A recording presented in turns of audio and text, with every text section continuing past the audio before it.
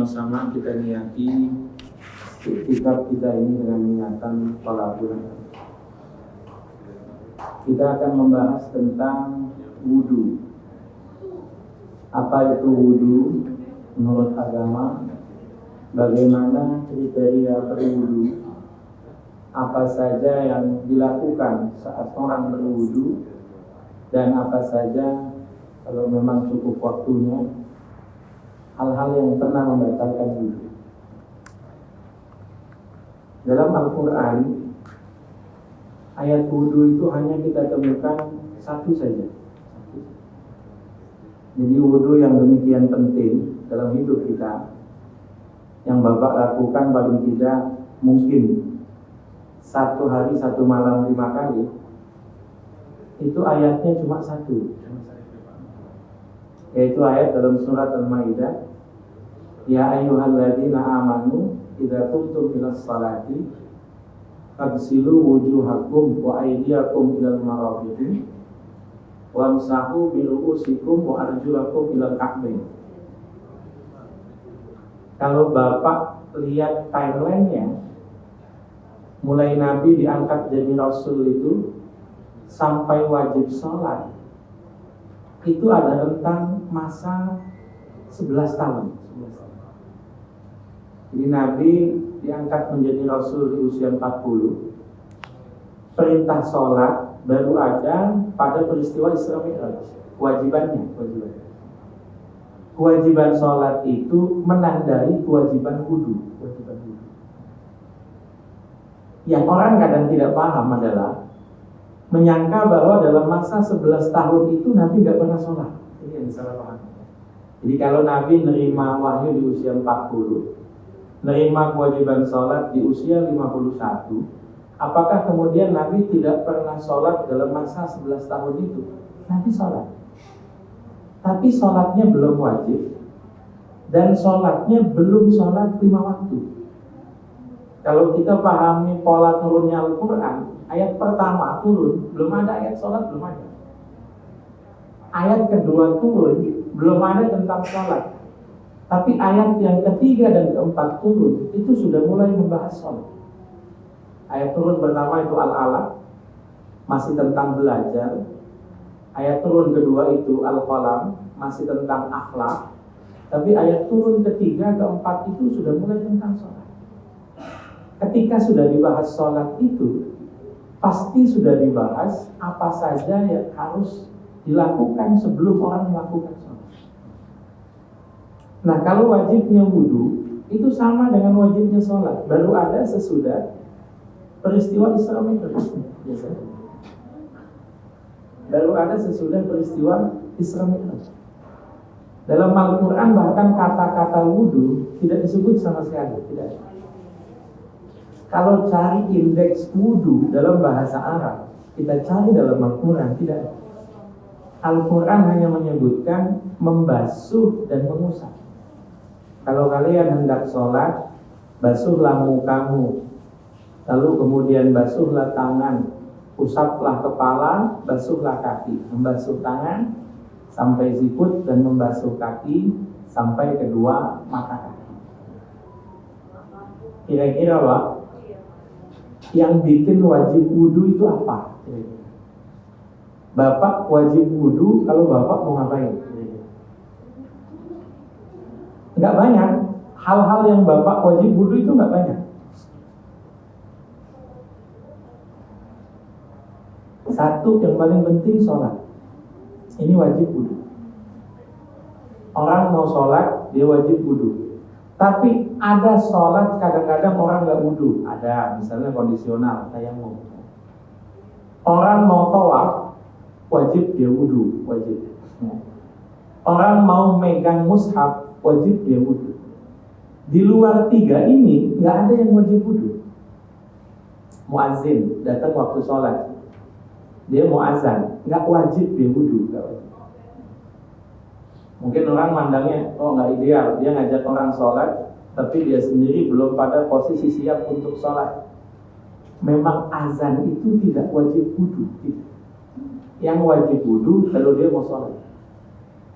Orang berdoa nggak wajib dia wudu, baru wajib dia wudu kalau dia mau sholat. Orang baca ayat Quran, selagi bacanya tidak menyentuh mushaf, maka tidak wajib dia wudu.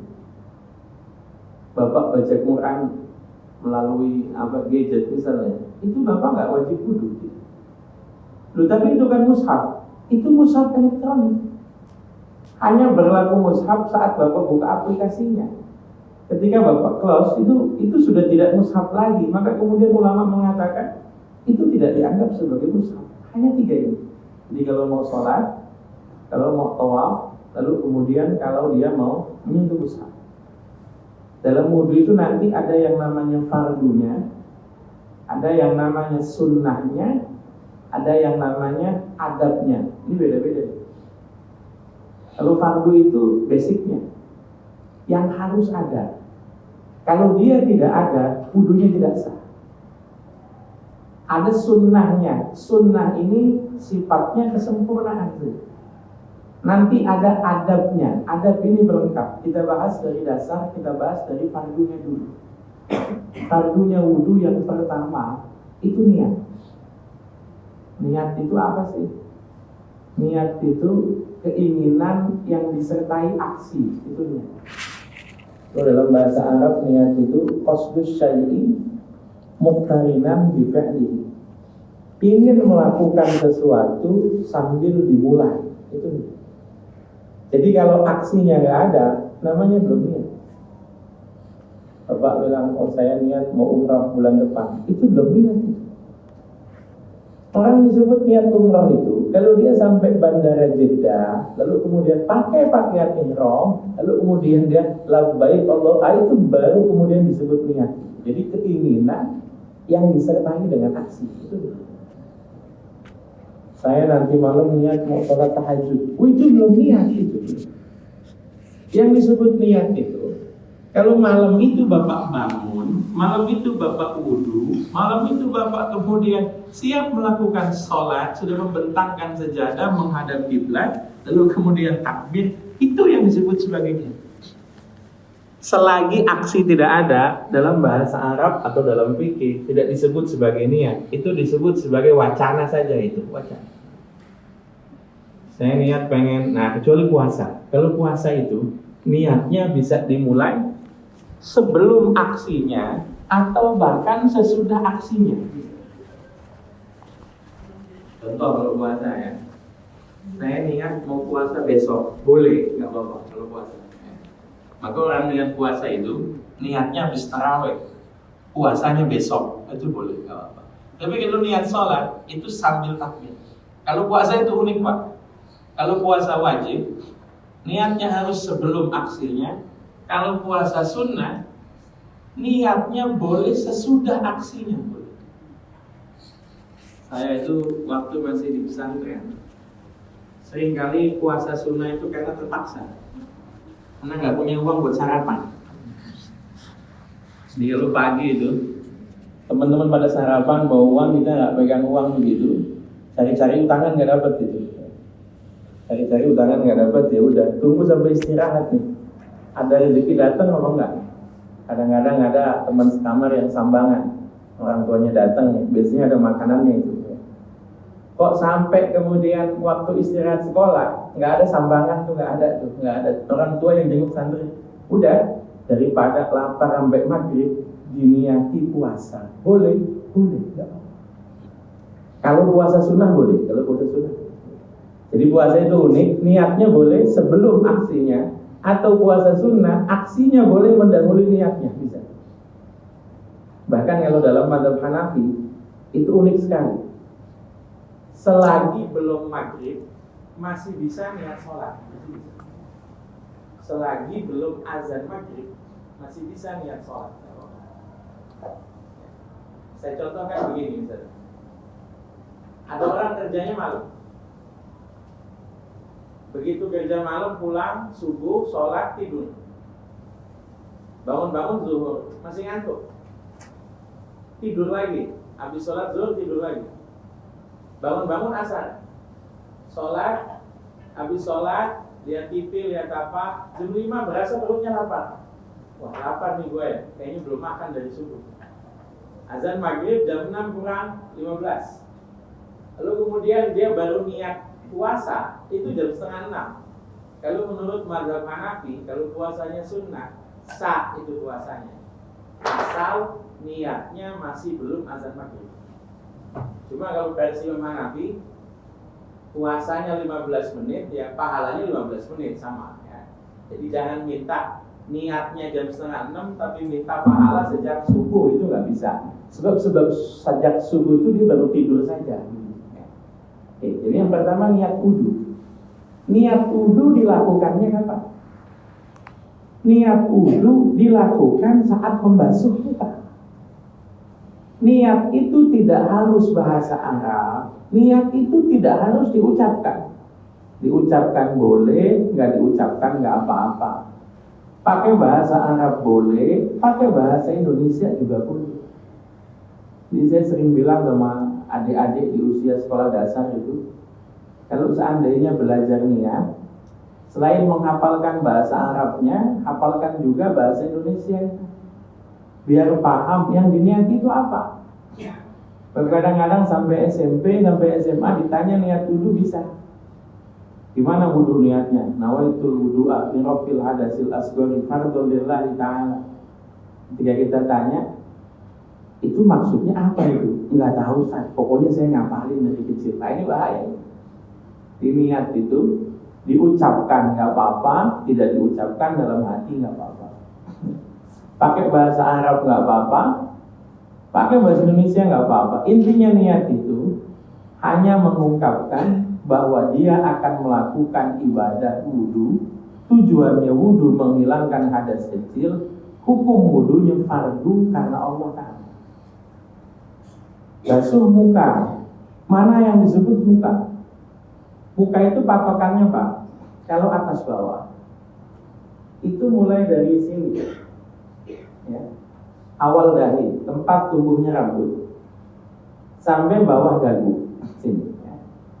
Sampai bawah dagu, mulai tempat tumbuhnya rambut sini, awal dahi sampai bawah dagu, kulitnya, bulunya, rambutnya, semua harus kena air. Orang kadang nanya, Ustaz, kumis sama jenggot bagaimana? Kumis sama jenggot itu kalau tipis, maka bulunya kena air, kulitnya harus kena air. Jenggot juga sama. Kalau jenggotnya tipis, bulu jenggotnya kena air, kulit dagunya kena air. Kalau tebal itu yang kena air cukup bulunya saja, kulitnya nggak kena nggak apa. Patokannya tipis dengan tebal itu masih kelihatan warna kulit apa tidak? Kalau rata-rata orang Indonesia, kumis sama jenggotnya itu kalau masih terlihat warna kulitnya, maka masih wajib kulitnya kena air. Tapi kalau kulit sudah tertutupi oleh bulu, tidak terlihat warna kulit sedikit pun, maka sudah tidak wajib kena air. Allah tidak pernah mewajibkan sesuatu yang memberatkan manusia, tidak.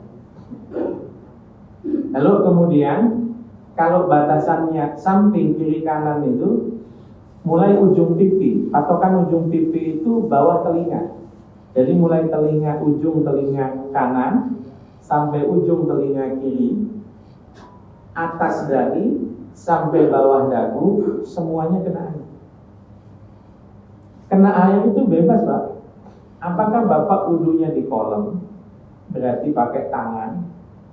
Apakah Bapak wudunya pakai gayung? Apakah Bapak wudunya di keran? Atau sebagian orang kadang-kadang jaraknya jauh, dia wudunya pakai selang, nggak ada masalah. Yang penting dibasuh. Dibasuh itu berarti airnya harus mengalir. Jadi nggak bisa ditempelin air doang. Kalau airnya nggak mengalir nggak bisa. Orang kadang nanya, saya lihat orang wudu pakai sprayer gimana Ustaz? Kadang-kadang ketemu tuh orang yang berangkat umroh, tawaf, apa segala macam buat sprayer. Kadang sprayer itu ya buat dinginin namanya tubuhnya, karena panas misalnya. Atau kadang-kadang kalau wudu dia jauh, Dia wudhu pakai sprayer. Dalam pekerjaan wudhu itu ada dua macam. Ada membasuh, ada mengusap.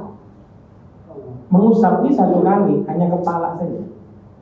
Selebihnya anggota wajib wudhu kan tiga: muka, tangan, kaki. Muka, tangan, kaki wajib dibasuh. Kalau dibasuh, airnya harus ngalir. Kalau pakai sprayer bagaimana? Kalau saya patokannya, kalau lubang sprayernya itu kecil, ketika disemprotkan air, airnya cuma nempel, itu nggak bisa disebut membasuh. Nggak bisa. Karena basuh itu syaratnya air harus ngalir. Tapi kalau lubang sprayernya itu agak cukup besar atau banyak, sehingga air ketika disemprotkan itu airnya ngalir, itu sah, membasuh muka sah. Tapi kalau cuma airnya nempel saja, itu nggak sah. Kayak modelnya nama nano sprayer itu nggak bisa dipakai wudhu, nggak bisa. Basuh muka. Ini yang kedua. Jadi pertama niat, yang kedua basuh muka, yang ketiga basuh tangan. Tangan patokannya bagaimana? Tangan patokannya mulai dari tangan ini jari sampai sikut. Sikut itu mana patokannya? Sikut itu ini. Sampai tulang sini harus kena air semua. Sebagian ulama itu mensunnahkan sunnah sampai lengan, sampai sini, sampai ujung ketiak. Sunnah, nggak wajib. Karena yang disebut dalam ayat Quran sampai sikut saja. Wajibnya 1 kali, sunnahnya 3 kali. Disebut 3 kali itu bukan zigzag, bukan. Jadi yang sunnah itu kalau basuh tangan, kanan, kanan, kanan, kiri, kiri, kiri. Sebab sebagian orang kadang memahaminya kanan, kiri, kanan, kiri, kanan, kiri. Bukan tidak boleh, bukan. Sebab sunnahnya 2. Ada sunnah basuh tangan 3 kali, ada sunnah mendahulukan anggota yang sebelah kanan. Kalau sunnah ini kita gabung 3 kali dan kanan dulu, berarti komposisinya jadinya kanan, kanan, kanan, kiri, kiri, kiri. Yang zigzag ya boleh, tetap sah wudhunya tetap. Tapi kalau cari afdoliyahnya, cari keutamaannya adalah kanan, kanan, kanan, kiri, kiri, kiri. Nah yang agak repot itu sebetulnya adalah bahwa tangan ini kalau buat laki-laki aman. Dia bukan aurat, bukan aman. Tapi tangan ini buat perempuan aurat. Dan masih banyak tempat wudhu itu yang gabung laki perempuan. Maksudnya berada di tempat yang sama misalnya. Atau misalnya masih banyak tempat wudhu itu yang cuma satu dan gantian laki perempuan. Gantian lagi. Sementara kadang-kadang perempuan itu pakai baju misalnya tangan panjang, tangannya agak sempit. Saya pernah ketemu kasus Pak, itu ibu-ibu, karena tangannya pakai di bajunya sempit, itu ke gulungnya nggak sampai sikut, segini aja. Kebetulan saya kenal dalam perjalanan. Saya tanya, Bu, itu wudhunya belum jadi Bu, karena belum sampai sikut. Susah, ini bajunya emang udah sempit. Repot bener, Allah juga tahu kita lagi piknik, katanya. Bukan enak bener kata saya. Syariat tetap syariat kata saya. Ya. Kalau misalnya susah untuk dibuka, kalau untuk buka, misalnya ibu harus buka baju luar, nggak apa-apa, bisa wudhu di toilet, nggak apa-apa. Wudhu di toilet itu sah, nggak ada masalah. Sebagian ulama bilang wudhu di toilet itu makruh. Yang bikin makruhnya bukan karena wudhunya tidak sah. Yang bikin makruh itu karena bapak tidak bisa mengucapkan bismillah secara keras. Bismillah itu bagian dari sunnah wudhu yang mungkin akan kita bahas nanti. Bismillah. Kalau bapak di tempat wudhu, sebelum wudhu bapak ucapkan bismillah dengan suara yang keras. Bismillahirrahmanirrahim, mulai wudhu. Tapi kalau di WC bapak nggak bisa baca itu, maka sebagian ulama makruhkan wudhu di toilet. Tapi wudhu itu sah. Bahkan mohon maaf, kalau ada orang wudhu tidak berpakaian, tapi di kamar mandi ya, bukan di luar ya. Orang wudhu tidak berpakaian, wudhunya tetap sah. Wudhu itu nggak ada kaitan dia berpakaian atau tidak. Yang paling penting wudhu itu adalah 4 anggota badannya kena. Muka, tangan, kepala, kaki. Ya, jadi tangan itu mulai dari jari sampai sikutnya kena.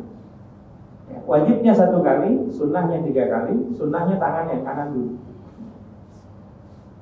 Lalu kemudian, apakah harus digosok? Tidak harus, tapi sunnah. Ya. Jadi misalnya cuma kena kerannya saja nggak ada masalah. Tapi memang afdolnya atau lebih baiknya adalah tangannya digosok.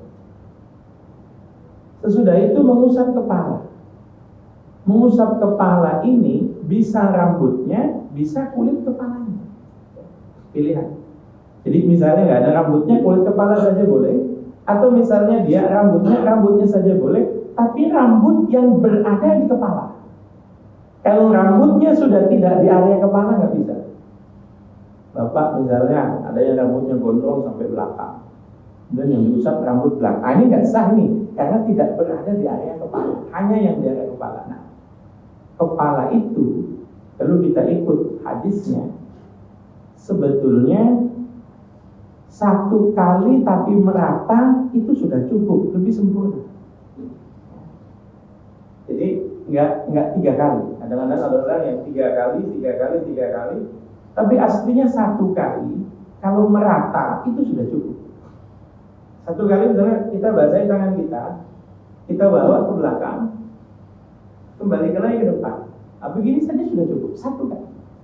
Maka dalam hadis Sayyidina Ali bin Abi Thalib, hadisnya Abu Hurairah, hadisnya Qumran, itu semuanya mengatakan wa masaha bi ra'sihi wahidatan. Mengusap kepalanya 1 kali saja, tapi total. Kadang-kadang ada kita lihat orang pakai kopiah, cuma ujung depannya dipegang-pegangin air gini saja. Ya nggak apa-apa, sah. Tapi kalau dia pengen cari sempurna, dia total semua. Kemudian kaki itu sama, sedikit sekali. Kaki itu cuma sampai mata kaki, jadi nggak sampai betis. Cuma sunnah dia usap kakinya sampai bagian betis, karena makin banyak anggota yang dibasuh, maka kemudian makin sempurna apa yang dia lakukan. Yang wajib dilakukan 1 niat, 2 membasuh muka, 3 membasuh tangan sampai sikut, 4 membasuh kepala, mengusap kepala, 5 membasuh kaki hingga mata 2 kaki, 6 tartib. Tartib itu dikerjakan secara berurutan. Meskipun ada jeda waktu, nggak masalah. Yang disebut tartib itu dikerjakan berurutan meskipun ada jeda waktu. Wudu dan mandi itu bisa punya jeda waktu, nggak apa-apa. Misalnya contoh, Bapak lagi wudu. Tadi saya wudu di sini, kerannya 2. Saya wudu di keran yang sebelah kiri misalnya. Saya wudu sampai tangan, kerannya rusak atau airnya mati. Bisa nggak saya pindah ke keran yang ada di sana? Bisa, nggak ada masalah. Yang penting urut, tidak boleh basuh tangan sebelum basuh muka. Tidak boleh basuh muka kalau dia belum niat. Jadi urut itu ya tadi sesuai urutan. Niat, muka, tangan, kepala, kaki. Mandi juga sama Pak. Mandi itu bisa Bapak kasih jeda, bisa. Karena tidak harus dia dilakukan selesai di tempatnya. Jadi misalnya Bapak mandi wajib, Bapak mandi kepalanya dulu. Ini biasanya modusnya pengantin baru gitu. Malam dia kepalanya dulu. Jadi ketika dia mandi pagi kepalanya nggak basah itu ya, nggak malu di depan mertua gitu misalnya ya. Itu bisa, nggak ada masalah. Kenapa? Karena tartib itu yang penting dia dilakukan semuanya kena meskipun tidak bisa cuek. Yang wajib-wajibnya hanya ini. Nanti kalau sunnahnya baca bismillah. Sunnahnya menghadap kiblat kalau memungkinkan. Kalau misalnya kita wudu di tempat yang kerannya di semua sisi ada, usahakan dari sisi yang menghadap kiblat. Sunnahnya lagi berkumur ketika tidak sedang berpuasa. Kalau sedang berpuasa, kumurnya sekedar saja. Kadang-kadang justru ada yang kalau puasa kumurnya malah lebih sering lagi kumur. Ini bahaya, ini beresiko itu ya. Masukkan air ke dalam hidung, bukan nempelin air di batang hidung. Orang kadang wudhu begini nih, wudhunya bukan. Tapi ambil air sedikit di hidung, nggak usah dalam-dalam, keluarin lagi, bersihin kotoran yang ada di hidung. Sunnahnya lagi mengusap kuping kiri dan kanan, bagian luar dan dalam. Sunnahnya lagi mengusap leher bagian belakang. Sunnahnya lagi baca doa sesudah wudhu. Asyhadu an la ilaha illallah wa asyhadu anna Muhammadan abduhu wa rasuluh. Allahumma ja'alni minat tawwabin wa ja'alni minal mutatahhirin wa ja'alni min ibadikas shalihin. Dalam doa-doa Imam Ghazali nambahin wa ja'alni saburan syakuran, ya, baca doa wudhu. Kalau masih ada waktu, ada yang namanya sholat sunnah wudhu. Sholat sunnah 2 rakaat yang dikerjakan karena kita selesai wudhu. Sholat sunnah wudhu. Nah, wudhu yang baik, wudhu yang sempurna itu bisa menjadi sebab sholat yang baik. Kalau ada sholat yang tidak baik, biasanya kalau diteliti itu bermula dari wudhu yang tidak baik. Ya. Mudah-mudahan tentang fardu-fardu wudhu dan sunnah-sunnah wudhu yang kita sampaikan sekarang bisa dipahami. Kalau ada hal-hal yang ingin ditanyakan, silakan.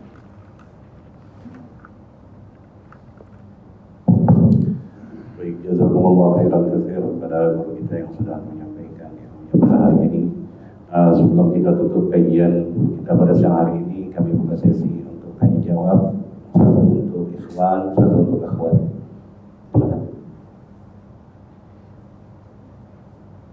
Untuk ikhwan, untuk akhwat mungkin ada yang mau ditanyakan. Bisa pakai mikrofon yang sudah saya letakkan di meja ya Bu, mau tanyakan.